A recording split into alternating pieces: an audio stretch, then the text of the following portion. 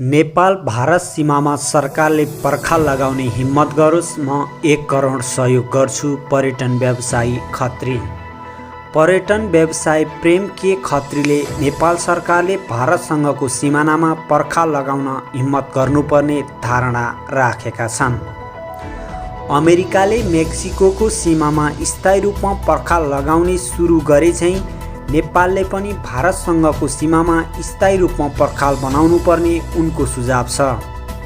सामाजिक फेसबुक मार्फत उनले सरकारलाई यस्तो आग्रह गरेका हुन् र उनले सरकारले यस्तो हिम्मत राख्छ भने नेपालबाट नै पैसा उठाएर यो काम गर्न सकिने विश्वास दिलाएका छन्। उनले भनेका छन्, कुनै दिन यस्तो महान कार्यक्रममा सहयोग गर्ने अवसर जुट्यो भने म 1 करोडसम्म खुसीका साथ दिनेछु।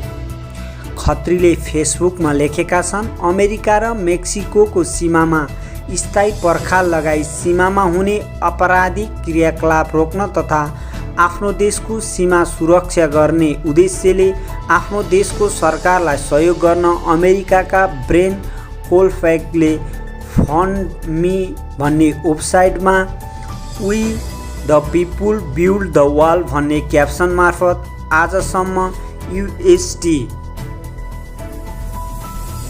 2,54,89,100 अर्थात् नेपाली रुपैयाँ 3,10,96,70,200 आफ्नै देशको नागरिकहरूबाट कलेक्सन गरेका छन्।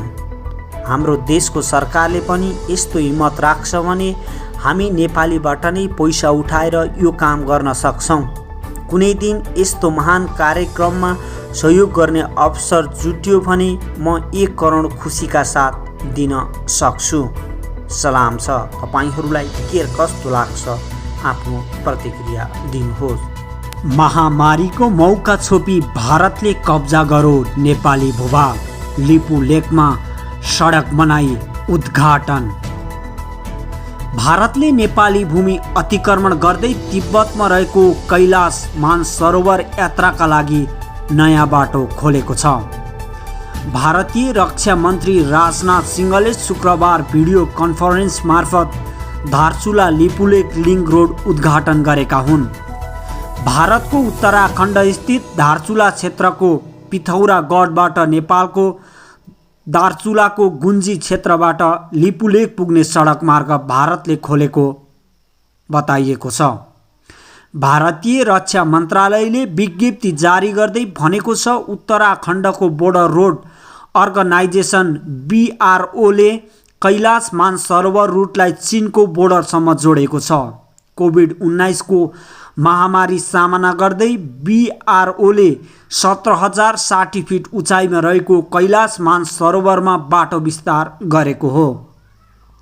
सुगौली सन्धि विपरीत यो सडक मार्गले नेपाली भूभागलाई भूमिलाई हस्तक्षेप गरेको सीमाविदहरू बताउँछन्।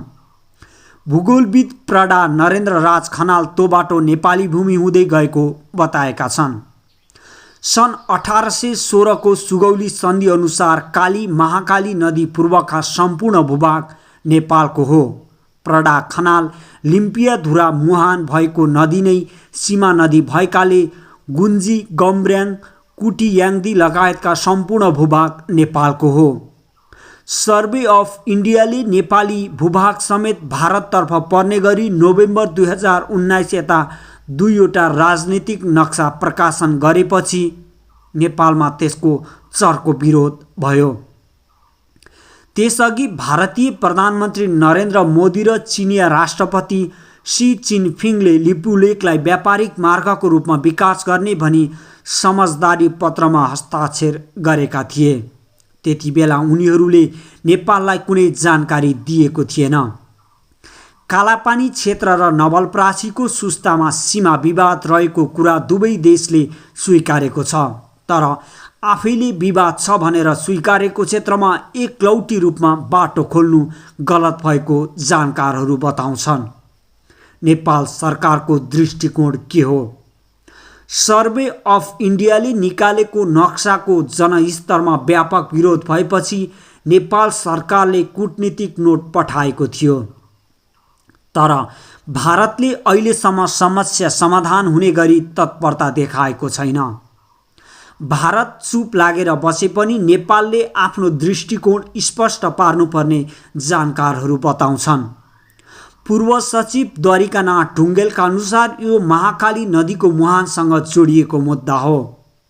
भारत आफैले कालापानी र सुस्तामा विवाद छ भनेको बेला त्यसरी सडक खोल्नु सहमति विपरीत भएको ढुङ्गेल बताउँछन्। कोभिड-19 को मारमा परेका बेला भारतले सडक उद्घाटन गरेको खबर आयो। सीमा बचाऊ अभियानमा समेत सक्रिय पूर्व सचिव ढुङ्गेल भन्छन्। एउटा नागरिकको नाताले मेरो प्रश्न यो छ कि यो विषयमा नेपाल सरकारको दृष्टिकोण के हो? दिल्ली स्थित नेपाली दूतावासले के खबर गर्यो?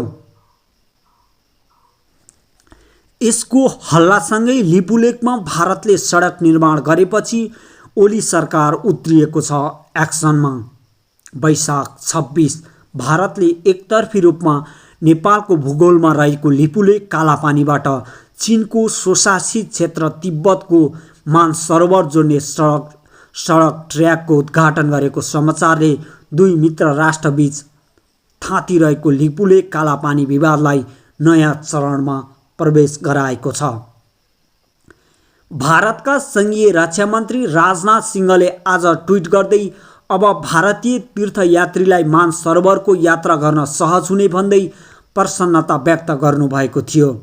नेपाल सरकार यसबारे जानकार रहे नरहेको र आगामी कदम के हुन् भन्ने बारे राजसभाको प्रश्नमा परराष्ट्र मन्त्री प्रदीप कुमार ग्यावालीले नेपाल सरकारले विभिन्न सञ्चार माध्यमबाट सो क्षेत्रमा पछिल्लो समय भारतीय गतिविधिबारे जानकारी पाएको र यसबारे स्पष्ट विवरण दिन भारतीय दूतावास मार्फत भारतीय सरकार समक्ष आग्रह गरिएको बताउनु भएको छ।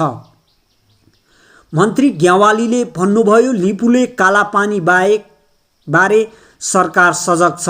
भारत सरकारबाट स्पष्ट विवरण आएपछि नेपाल सरकारले के कस्तो प्रतिक्रिया दिने भन्ने आधिकारिक धारणा सार्वजनिक गर्नेछ। यसअघि भारत सरकारले नेपालको दार्चुला जिल्लामा पर्ने लिपुलेक कालापानी क्षेत्रमा विभिन्न सैनिक असैनिक गतिविधि गरिआएको छ। भारतले सो क्षेत्रलाई आफ्नो क्षेत्रमा गाभी नक्सा सार्वजनिक गरेपछि नेपाल सरकारले केही अघि आपत्ति जनाएको थियो।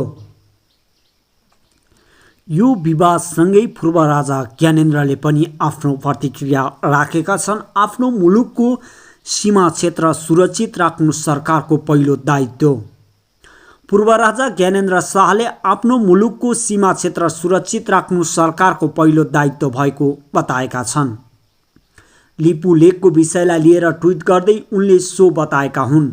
उनले लेखेका छन्, आफ्नो मुलुकको सीमा क्षेत्र सुरक्षित राख्नु सरकारको पहिलो दायित्व भएको भन्दै यो गलत हुन्छ। पहिलेदेखि नै दुवै पक्षले टुङ्गाउन बाँकी रहेको भनिएको अवस्थामा भारतले एकपक्षीय रूपमा सडक निर्माण गर्नु पूर्णतः गलत हो। सरकारबाट हुने यस्ता संवेदनशील कमजोरी तुरुन्त कूटनीतिक तहबाट हल हुनु अनिवार्य देखिन्छ। नेपालको दार्चुला जिल्लामा पर्ने गुन्जीबाट लिपुलेक जोडिने क्षेत्र भारतले अतिक्रमण गर्दै तिब्बतमा रहेको कैलाश मानसरोवर यात्राका लागि नयाँ बाटो खुलाएको छ। भारतका रक्षा मन्त्री राजनाथ सिंहले दिल्लीबाट भिडियो कन्फरेन्स मार्फत उक्त सडकको शुक्रबार उद्घाटन गरेको सञ्चार माध्यमले सार्वजनिक गरेपछि यस विषयलाई लिएर चौतर्फी रूपमा विरोध गर्नेको सङ्ख्या बढिरहेको छ। नेपाली पक्षसँग सल्लाह नै नगरी छिमेकी भारतले नेपाली भूमि लिपुलेक हुँदै चीनको तिब्बतमा रहेको धार्मिक स्थल मानसरोवर जाने सडक मार्ग खोलेको हो। त्यस्तै गरी नेपाललाई जानकार नै नदी चीनको टोली सगरमाथाको उचाइ नाप्दै नेपालमा रहेको सर्वोच्च शिखर सगरमाथाको उचाइ नाप्न भन्दै चीन सरकारको एउटा उच्च स्तरीय टोली सगरमाथाको आधार शिविर पुगेको छ। तर यसबारे नेपाल सरकारलाई चीनले कुनै आधिकारिक जानकारी गराएको छैन। समाचार अनुसार ली गुओपेङ नामका चीनी अधिकारीको नेतृत्वमा 55 सदस्यीय प्राविधिकहरूको टोली अत्याधुनिक उपकरणहरूसहित सगरमाथाको फेदीमा पुगेका छन्। उनीहरू मे 5 तारिक नै सगरमाथाको फेदीबाट चुचुरोतिर हिँडेको बारे फ्लाइओभर चाइना नामक संस्थाले सामाजिक सञ्जालमा सार्वजनिक गरेको छ। उसले सगरमाथाको फेदीमा केही चिनियाको लस्कर देखिने गरेको फोटो पनि पोस्ट गरेको छ। नेपाल सरकारले गत वर्षदेखि नै एउटा बृहत प्रोजेक्ट बनाएर सगरमाथाको उचाइ नाप्ने विविध तयारी गरिरहेको छ। नेपाल सरकारको प्राविधिक टोली सगरमाथाको चुचुरोमा पुगिसकेको र केही पटक सगरमाथाको फेदी र वरिपरिका क्षेत्रमा विभिन्न अध्ययनमा पुरा गरी उचाइ नाप्ने कार्य अघि बढाइरहेका पनि छन्। यस्तो अवस्थामा चीन सरकारले हतारिएर सगरमाथाको उचाइ नाप्न टोली नै बनाई सगरमाथाको चुचुरोतिर पठाउनुले ठूलो सन्देह पैदा गरेको छ र चीनको नियतिमाथि प्रश्न पनि उठेको छ। यति बेला नेपालीहरू दक्षिणतर्फको छिमेकी मुलुक भारतको हेपाहा प्रविधिको शिकार भई आक्रान्त भइरहेको अवस्थामा उत्तरको छिमेकी मुलुक चीनले पनि उस्तै हेपाहा प्रविधि देखाउन खोजेको यो घटनाले देखाएको छ। सगरमाथा नेपाल हो भन्ने कुरामा कसैलाई शङ्का छैन। सगरमाथाका पूर्व, पश्चिम र दक्षिण मोहरा नेपालतर्फ नै पर्छन् भने उत्तर मोहडालाई नेपाल चीनको सीमाको रूपमा मानिएको छ। राजा महेन्द्रको शासनकालमा सगरमाथाको उत्तरी मोहडा चीनले प्रयोग गर्न पाउने गरी समझदारी भएको बताइन्छ। सगरमाथा आरोहणको लागि पनि चीनले उत्तरी मोहडाबाट मात्रै आरोहण अनुमति दिने गर्दछ। बाँकी मोहडाहरूबाट आरोहीहरूले नेपालकै अनुमतिमा सगरमाथा चढ्छन्। यही उत्तर मोहडातर्फ आफ्नो भाग भएको दाबी गर्दै चीनले सगरमाथाको उचाइ नाप्ने कार्य सुरु गरिसकेको छ। तर के एउटा मोहडाबाट मात्रै सगरमाथाको उचाइ नाप्न सम्भव छ? अवश्य छैन, किनकि उचाइ नाप्न सबै मोहडाहरूकै प्रयोग हुनुपर्दछ। पूर्व, पश्चिम र दक्षिण मोहडा नाप्नुपर्दा नेपाली भूमिको प्रयोग हुन्छ अनि नेपाली भूमि प्रयोग गर्दा नेपालको अनुमति आवश्यक पर्छ कि पर्दैन?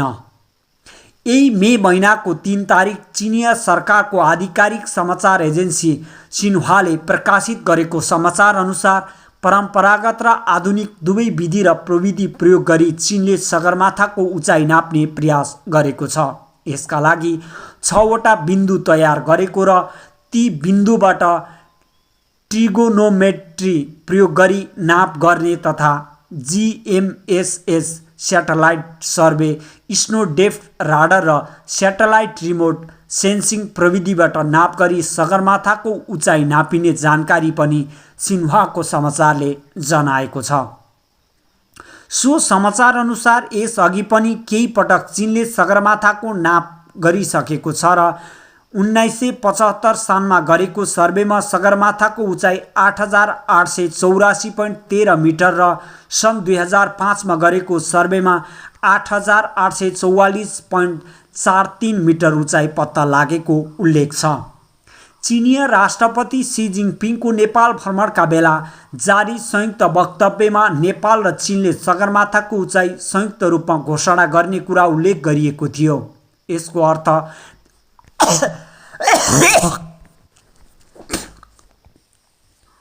चीनिया राष्ट्रपति सी जिनपिङको नेपाल भ्रमणका बेला जारी संयुक्त वक्तव्यमा नेपाल र चीनले सगरमाथाको उचाइ संयुक्त रूपमा घोषणा गर्ने कुरा उल्लेख गरिएको थियो। यसको अर्थ नेपाललाई थाहै नदी नेपाली भूमि प्रयोग गरेर सगरमाथाको उचाइ नाप्न पाइन्छ भन्ने चाहिँ पटक्कै होइन। नापी विभागका एक उच्च अधिकृतले भने नेपाली भूमि प्रयोग गर्दा नेपालको अनुमति आवश्यक हुन्छ।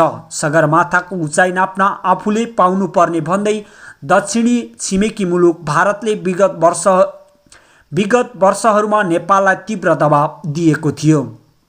तर नेपालले आफै नाप्ने भन्दै भारतको प्रस्ताव अस्वीकार गर्दै आएको छ। छिमेकी मुलुक भारतले नेपाल र भारत चीन बीचको त्रिदेशीय सीमा क्षेत्र लिपुलेखको नेपाली भूमि मिचेर आफू खुसी मानसरोवर जाने बाटो निर्माण गरेको हिजो मात्र सार्वजनिक भएको बेला अर्को छिमेकी चीनले पनि नेपाली सार्वभौमिकतामाथि धावा बोल्ने काम गरिरहेको छ। चीनले सगरमाथाको उचाइ नाप्ने विषयमा आफूहरूलाई कुनै जानकारी नभएको नापी विभागले जनाएको छ। नापी विभागका प्रवक्ता दामोदर ढकालले चीनले सगरमाथाको उचाइ नाप्ने विषयमा विभागलाई कुनै जानकारी नभएको बताए। यो विषयमा नापी विभागलाई कुनै जानकारी छैन। प्रवक्ता ढकालले डीसी नेपालसँग भने नाप्न मिल्ने नमिल्ने लगायतका विषय परराष्ट्रलाई मात्र जानकारी हुन्छ। यस विषयमा तपाईहरूलाई के कस्तो लाग्छ आफ्नो प्रतिक्रिया दिनुहोस् र खबर बुलेटिन टिभीलाई सब्स्क्राइब गरी साथमा रहेको बेल आइकनलाई पनि थिचिदिनुहोस्। यहाँको पल शुभ बितोस्, शुभ पल शुभ समय।